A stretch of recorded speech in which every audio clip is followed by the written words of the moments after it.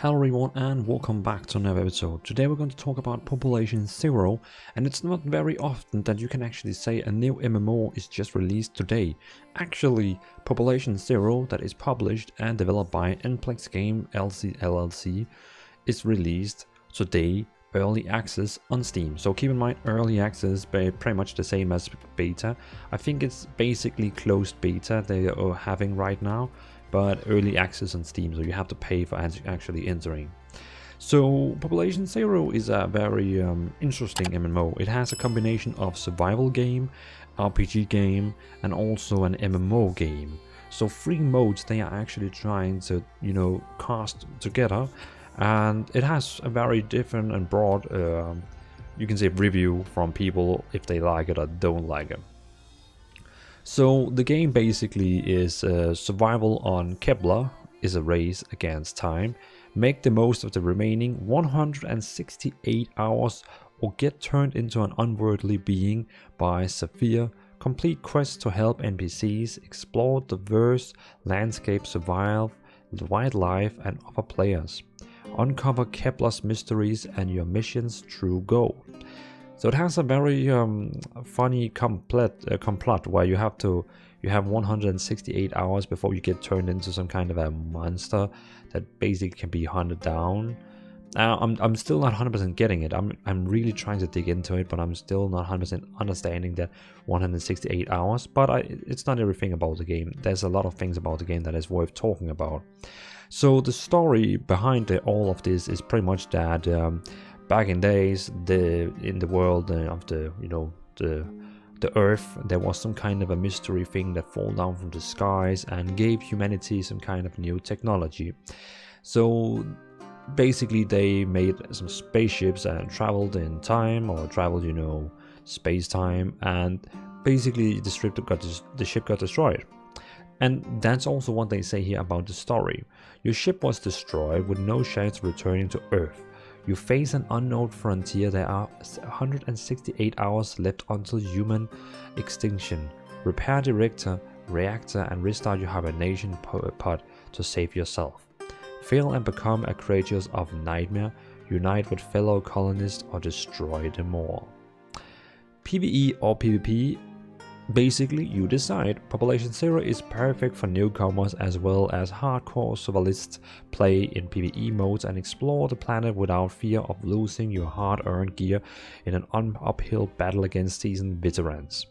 Having studied the rules of survival on Kepler, dive into competitive game modes to show off your combat skills, then up your game by joining a hardcore PvP sessions with only a single life.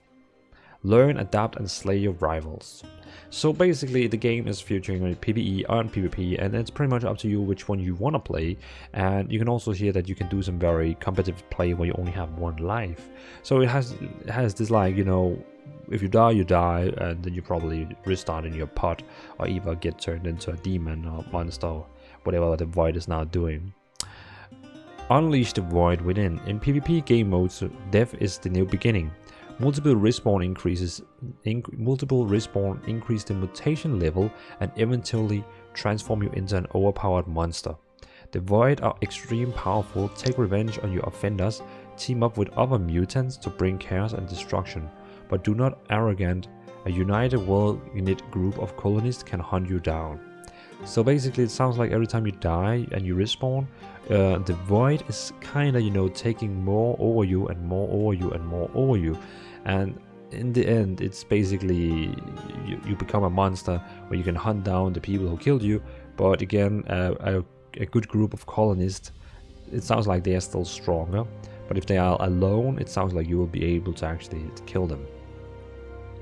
During the 7-day cycle, you will explore the planet, complete quests, survive against hostile environments and different enemies, build, craft, and gain knowledge about the game world. Successfully play grant experience point necessary to level up your player account. New levels give access to variety of game modes and mechanics. Kepler is a vast, seamless world with 7 distinct biomes. By exploring the game world, you will learn more about the story and develop your character. Set forth on a journey, Explore the wilderness to learn new technologies, craft new gear, and uncover Kepler's secret. Hunt wild beasts for resources and battle human rivals for Kepler's supremacy. Pick your weapons of choice from a wide selection of hand-carried arms. Each weapon type has its own set of moves and animation. Master the skill-based combat system. Outsmart your enemies and crush them. Utilize technology trees and perks to develop your colonists. Unlock technologies to acquire new crafting recipes.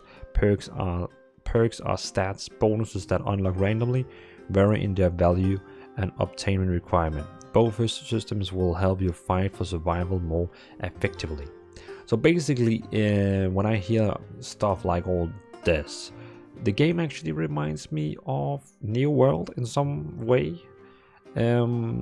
The combat with the weapons and how you look on your camera and all that, it has a very similar thing with New World, but this game here probably has a bit more survival-ish open world, and you have to build stuff yourself, where New World is more like, you know, it's basically just you and, well, and your factions, and you have your cities and all that.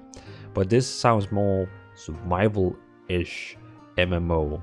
But again, the game released today early access on Steam. It has around right now 4,000 viewers on Twitch, and the Steam review right now is mostly negative.